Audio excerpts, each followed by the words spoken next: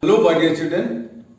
Children, in the class today we are starting with a fresh unit, that is AC circuits. And the very first article of this unit is AC generator. Through AC generator we will come to know what is alternating current, what is alternating voltage. So let's begin the day with AC generator. Generator is an electrical device which is used to generate energy. You have already studied this AC generator in your class 10. We are going to re-study almost everything which you studied in class 10.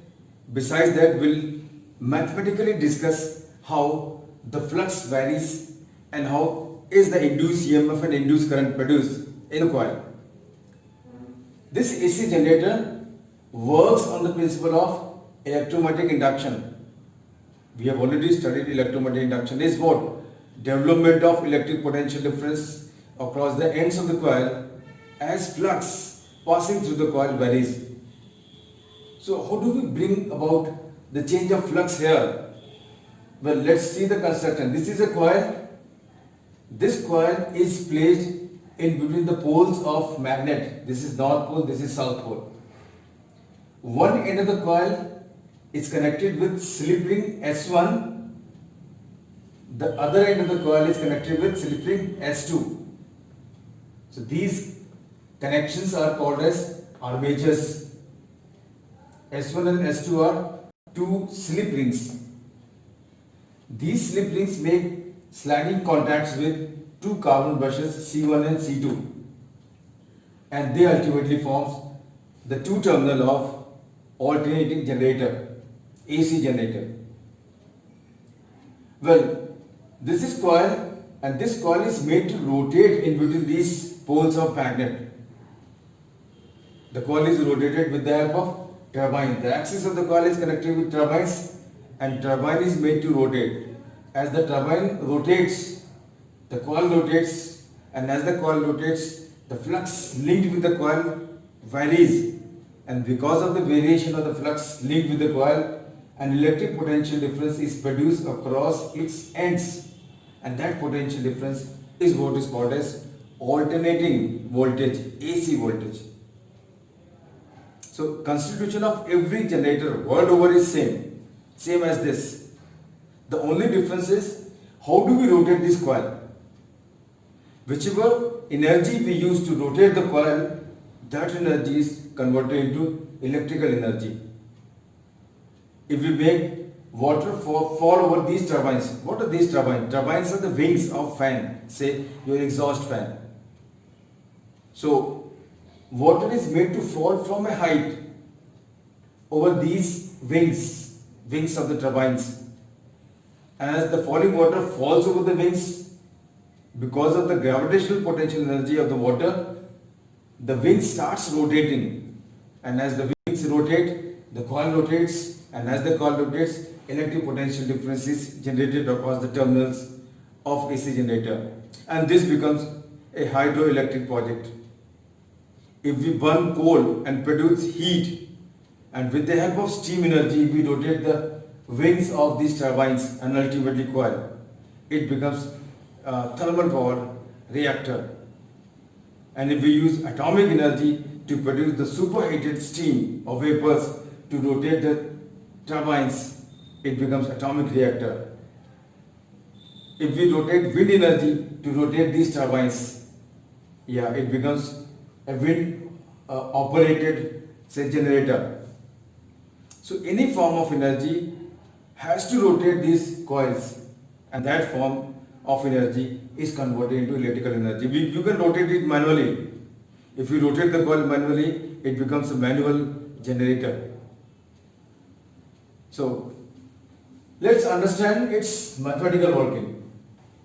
Well, phi is the flux passing through n turns of the coil. N is the number of turns in the coil, B is the magnetic field, and A is the area of the coil. So what is flux through all the turns of the coil? It is n times B dot A. B dot A is B A cos theta. What is this theta? This theta is angular displacement of the coil. This angular displacement of the coil is written as angular velocity into time t. Well, we already know that this angular velocity is angular displacement upon time t. This angular velocity is also 2 pi by t, where t is the time period of revolution of the coil. And this angular velocity is also written as 2 pi nu. Nu is linear frequency of revolution of the coil. This angular velocity is also called as angular frequency. So for theta, if we write omega t, what do we get flux as? We get flux as NBA cos of omega t. Well, this quantity NBA is maximum value of flux. And what do we call this as? Peak value of flux. When the value of this cosine term is 1, what is flux? Maximum, and that is NBA. So this NBA is the maximum value of flux passing through all the turns of the coil, and that is called as peak value of flux.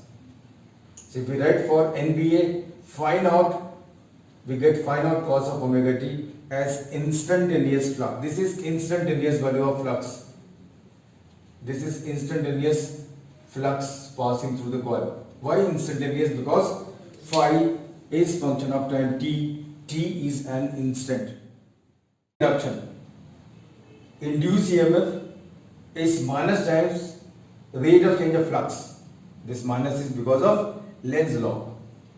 So if we substitute the value of phi here, this phi is what? NBA cos omega t. So this NBA is constant. It comes out of the sign of differentiation, and we are left with differentiation of cos omega t.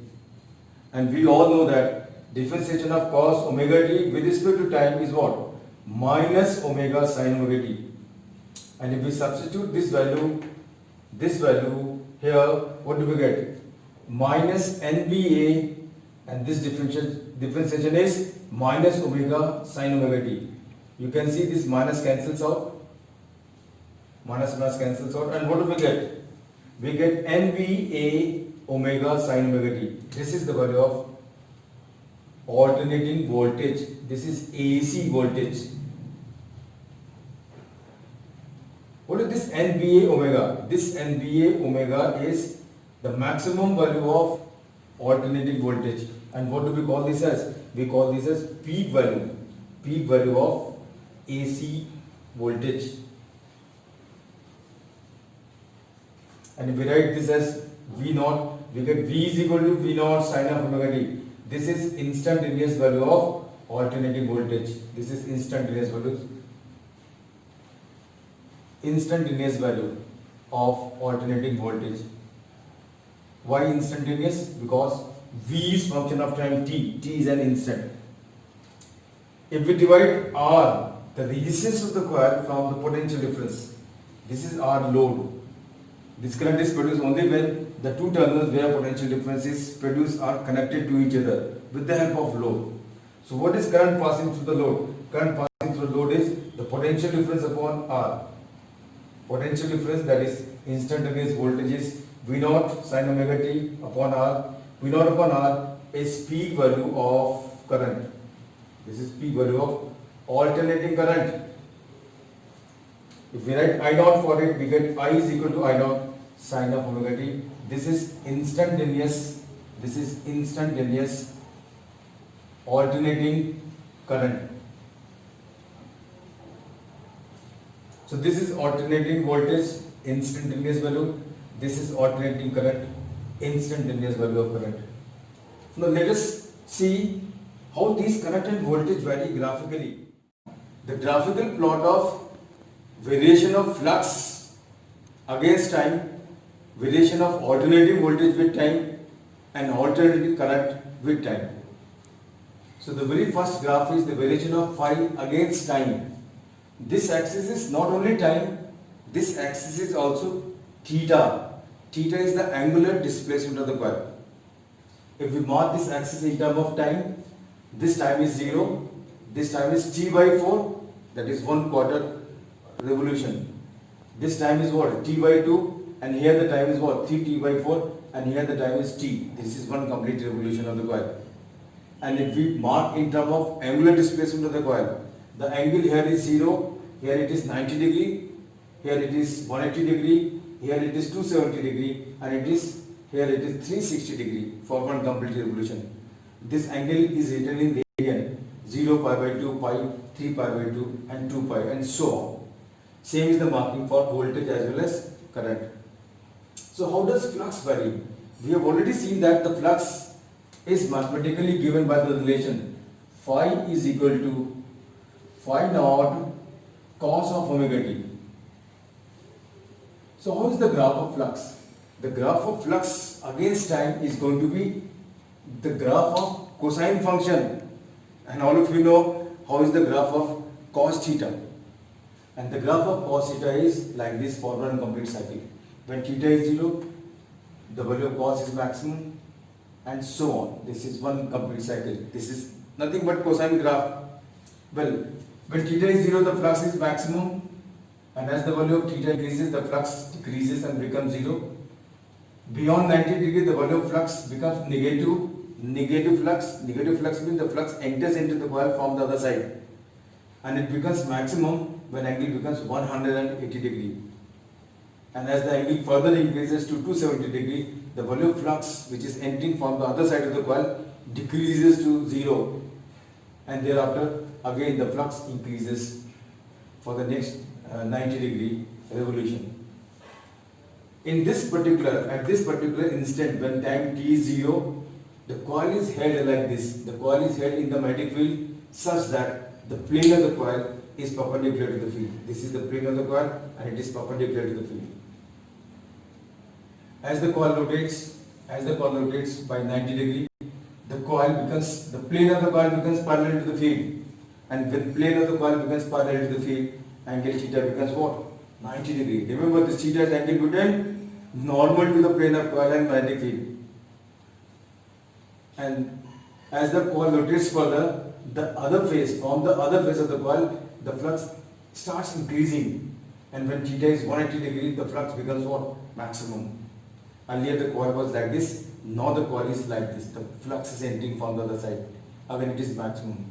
This was phase 1 visible, now it is phase 2 visible. If the rotation further continues, the flux becomes 0, and if it rotates further by 90 degree, flux again becomes maximum, and we reach this position. So this is the orientation of the coil in the magnetic field as the coil is rotating. For various orientation, what is flux? That is what is plotted graphically here for one cycle. Well, how does alternating voltage varies? Yeah, this is very important.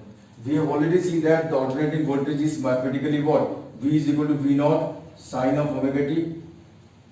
So this alternating voltage variation against time is going to be nothing but a sine curve. Well, when theta is 0, the flux is what? The induced EMF is what? 0. As the value of flux decreases, the value of induced EMF increases. You can see the Lenz law here also. As the value of flux increases, the value of induced EMF increases. As the value of flux increases, see it is increasing, the value of induced EMF decreases. As the value of flux decreases, value of induced EMF increases. As the value of flux increases, value of induced EMF decreases. So the variation of V, that is alternating voltage with time, is what? Sinusoidal, that sine curve. Likewise, we have the graph of I versus time, sine curve. This is the peak value of voltage. This is peak value of voltage with opposite polarity.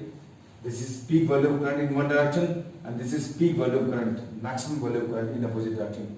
So this is alternating voltage, this is alternating current.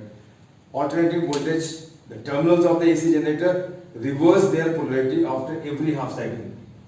In this half, one end of the generator has positive terminal, another has what? Negative terminal. In the next half, the polarities are reversed.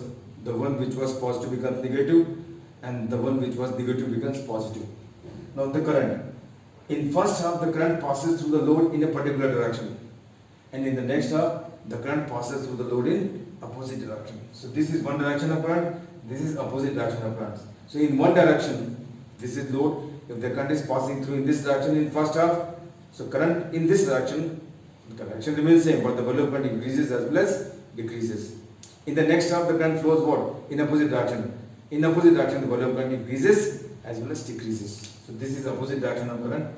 In both the directions, the value of current increases and decreases. This is time varying current and voltage, fluctuating current and fluctuating voltage, you can say. This is what is alternating current. It is unlike DC current, which is what? Constant, steady. This is unlike DC voltage, where the voltage is what? Constant. Here the voltage varies continuously. So what is alternating current? What is alternating voltage? We have come to know. And how does it differ from steady current or voltage? That also we know. So with this we come to the end of today's class. Thank you very much and God bless you all.